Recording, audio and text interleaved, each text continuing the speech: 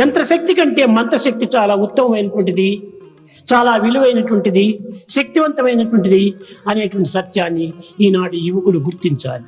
आधुनिक युवाओं को इस सत्य को जानना चाहिए कि यंत्रों की शक्ति से कहीं अधिक शक्तिशाली और मूल्यवान मंत्रों की शक्ति होती है. ప్రణవ హృత్కాలంలో గల ఉద్వేదముల్లోను శక్తి శివ అనే తత్వములు ఇమిడి ఉంటున్నవి. प्रणव यानी ओम में शक्ति और शिव का सिद्धांत निहित है. ఈ శక్తికి ఈ శివత్వమునకు రసాయనిక శాస్త్రజ్ఞులు దీనిని ఎలక్ట్రానిక్ ప్రోటానిక్స్ అని పేరు పెట్టారు. इस शक्ति और शिव के सिद्धांत को ही रसायन शास्त्री इलेक्ट्रॉन और प्रोटॉन कहते हैं.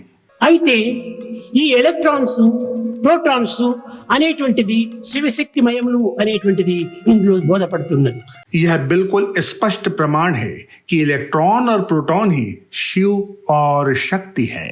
ప్రోటాన్ అనేటువంటి పరమాణువులు అణువులో కేంద్రంగా ఉంటున్నవి. प्रोटॉन परमाणु के केंद्र में होता है, కానీ ఈ కేంద్రము చుట్టూ ఎలక్ట్రాన్ పరమాణువులు అతి వేగంగా చుట్టూ తిరుగుతూ ఉంటున్నవి.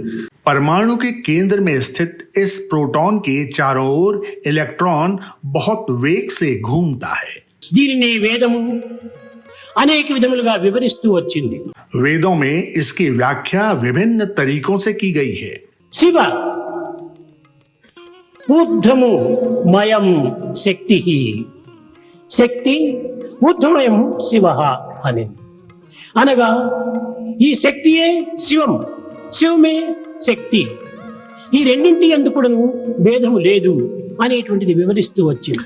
यह व्याख्या बहुत ही स्पष्ट रूप से की गई है कि शिव ही शक्ति है और शक्ति ही शिव है. दोनों में कोई भेद नहीं है.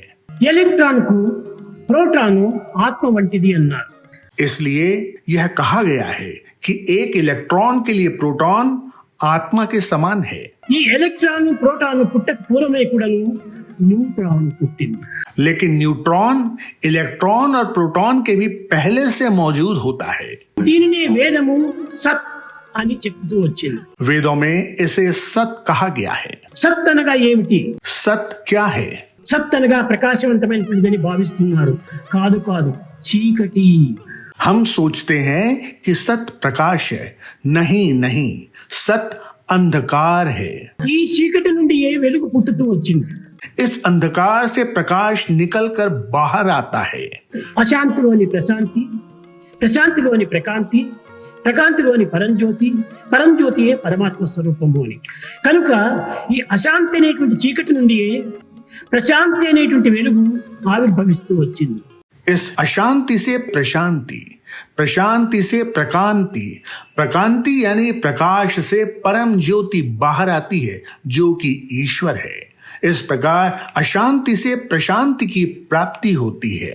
దీనిని తహ మహ అన్నారు, అనగా తమహ అని. इसे तह और मह यानी तमह कहा जाता है. తహ అంటే అమృతము అని ఒక అర్థము, రెండవది గర్భము అని రెండవ అర్థం.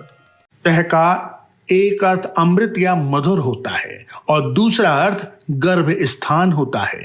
ఈ గర్భమునే మనము స్పేస్ అని పిలుస్తూ వచ్చారు విజ్ఞానులు. वैज्ञानिक इस गर्भ स्थल को स्पेस या आकाश या अंतरिक्ष कहते हैं.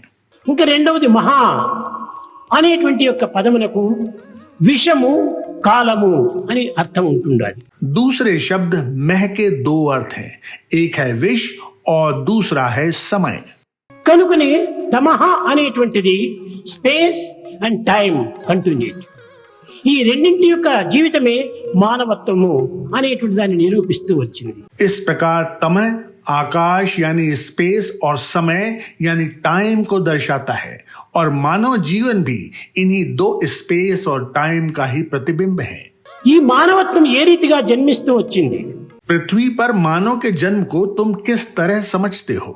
మొట్టమొదట గర్భము, గర్భం అనేటువంటి స్పేస్. पहला गर्भ स्थल है जो और कुछ नहीं बल्कि स्पेस या आकाश है. ఇందులో 7వ దినము ఉద్భుతంగా రూపొందుతుంది.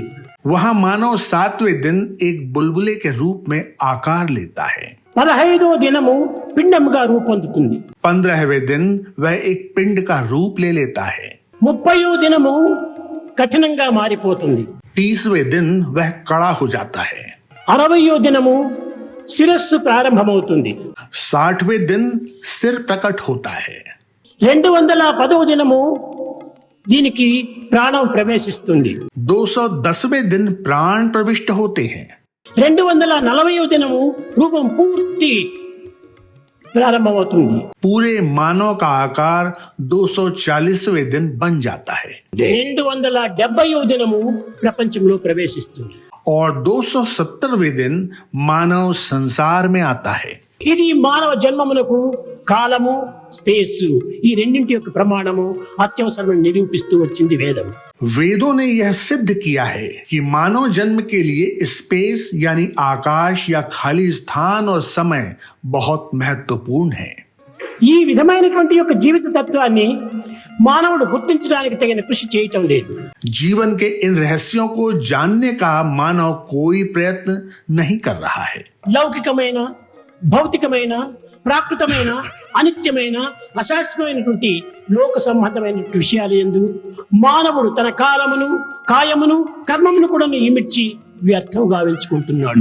आज लौकिक भौतिक प्राकृतिक अनित्य अस्थायी और सांसारिक विषयों में मानव अपनी काया और काल को व्यर्थ गवा रहा है।